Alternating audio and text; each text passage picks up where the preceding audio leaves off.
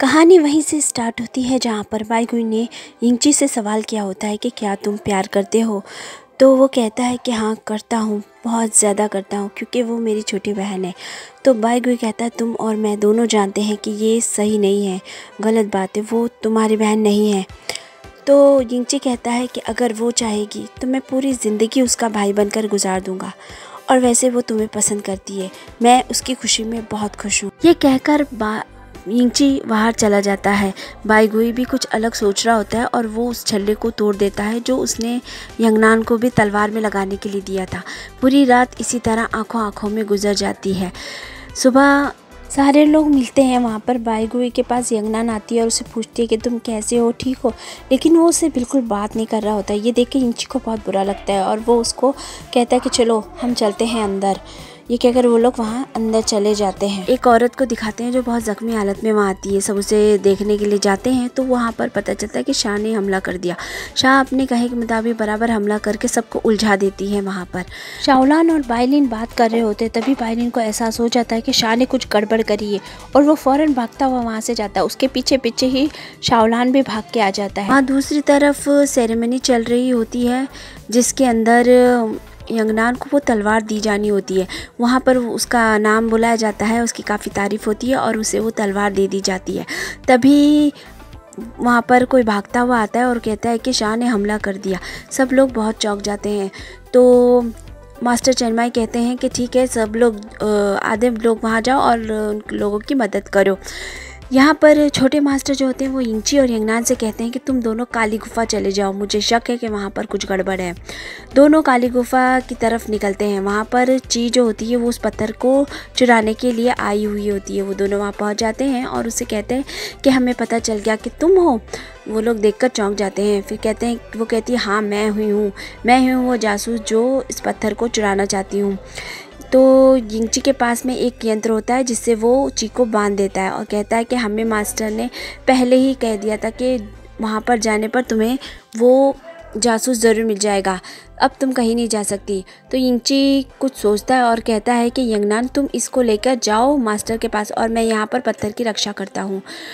वो उसको ले जाने लगती है, लेकिन यिंगची सोचता है कि ये तो आखिरी वक्त हो सकता है, मैं उस पत्थर को नष्ट करूँगा तो मैं भी मर जाऊँगा, तो मैं एक बार उसे गले लगा ही लूँ। वो जाता है और उसे कस के गले लगा लेता है और उसको कहता है कि मैं नहीं रहूँगा तो तुम अपना ख्याल रखना। ये कहकर वो उसको भेज देता है बाहर। रास्ते में जो ची होती है वो यंगनान से कहती है तुम्हारा भाई पर तुम्हें कभी शक नहीं होता, वो वहाँ क्यों रुक गया, अगर उसे वो भी तो उस पत्थर को कुछ कर सकता है। वो उसे बहुत चीज़ें बोलती है तो वो कहती है ऐसा नहीं हो सकता, तो बोलती जाओ देखो तो सही।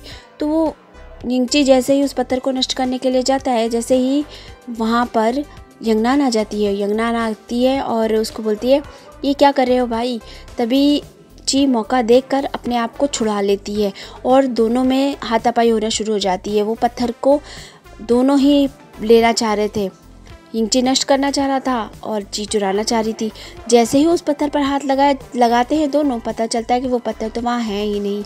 असल में वो पत्थर वहाँ पर होता ही नहीं है, सब छलावा होता है। ये कि अब मुझे यहाँ से निकल लेना चाहिए। वो बाहर भाग कर आती है, तभी दोनों उसके पीछे आ जाते हैं। बाईगुई आकर उसकी मदद करता है और उसको वहाँ से लेके चला जाता है और कहता है कि तुमने कहा था कि मैं कोई फ़ैसला लूँ तो आज मैंने ले लिया है, मैं यहाँ से जाना चाहता हूँ, मैं तुम्हारे साथ जाना चाहता हूँ, क्या तुम मुझे अपने साथ ले चलोगी।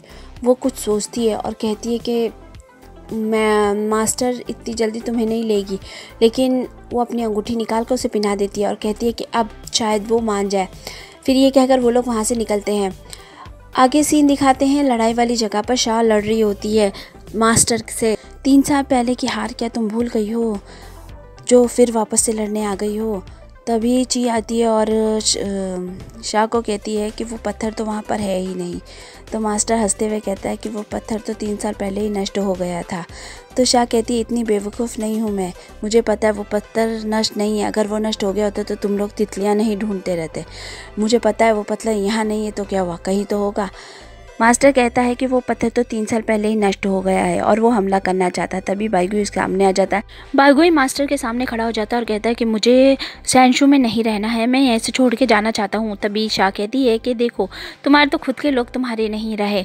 तो मास्टर बाईगुई पे चिल्लाते हुए कहता है कि तुम ऐसा नहीं कर सकते और उसे ज़ोर से धक्का मार देता है। तभी बाईगुई को चोट लग जाती है और मास्टर को भी उसका चोट लगी हुई रहती है। तभी यंगनान जो होती है वो भागकर आती है और वो मास्टर के सामने खड़ी हो जाती है। शाओ मास्टर पे हमला करने वाली होती है। तभी शाओलॉन बीच में आ जाता है और उसको चोट लग जाती है। बाइली आकर अपने बेटे को पकड़ता है और उसे संभाल रहा होता है। तभी शाह उनकी तरफ हमला करने के लिए जाती है तो वो देखती है कि ये तो उसका ही बेटा है। वो समझ जाती है और रोने लग जाती है। वो अपने बेटे के पास जाना चाहती है, लेकिन जब तक के बड़े मास्टर चेन्नमाई वहाँ पर आ जाते हैं और वो हमला कर देते हैं।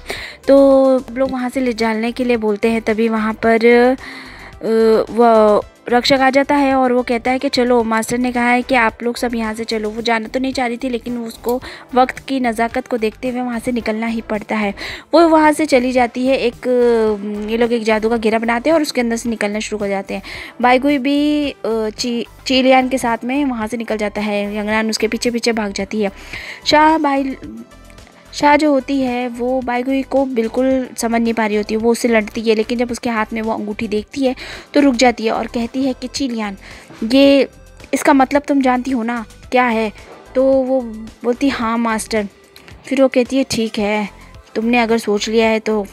फिर वो बाईगुई से कहती है कि अगर तुम हमारे साथ आना चाहते हो तो मुझे वो ला दो, वो तितली चाहिए मुझे, और अगर उसे नहीं ला सकते तो आना भी मत। ये कहकर वो वहाँ से चली जाती है। बाईगुई जो होता है वो पीछे मुड़ के देखता है तो यंगनान वहाँ पे खड़ी होती है।